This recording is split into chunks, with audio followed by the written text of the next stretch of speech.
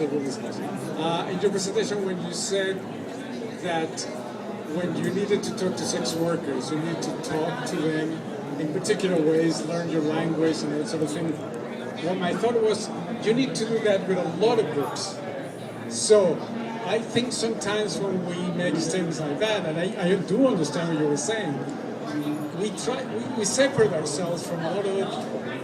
But for gay men, for a lot of groups, rural populations, many populations, it's the same situation.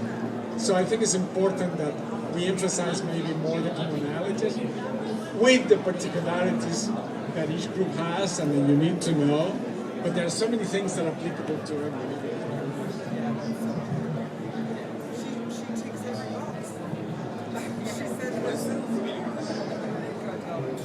I agree. Yes, we definitely have to have.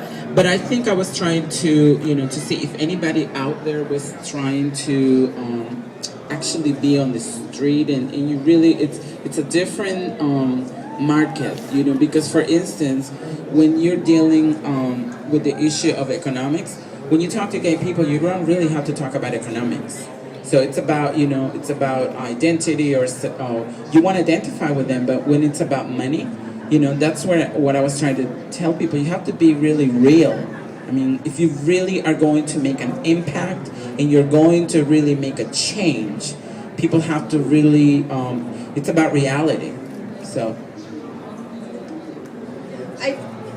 People will hear me say this over and over again, and I said it throughout the organizing towards this conference.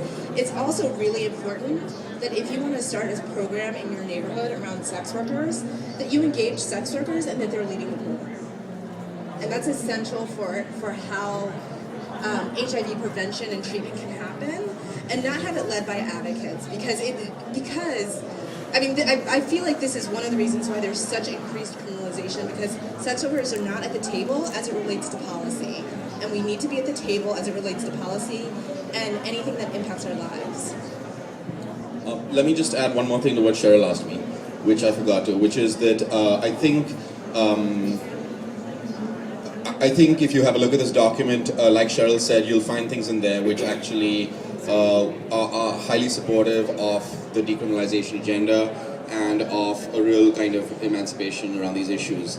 And I think the Commission is certainly continuing to look at how to develop partnerships with civil society organizations. So, if you have networks being set up, for instance, in Calcutta yesterday or today, and I think this is an opportunity to say, okay, here we are, and let's work with this document and make it real, and see how the UN system actually responds to that, which they better.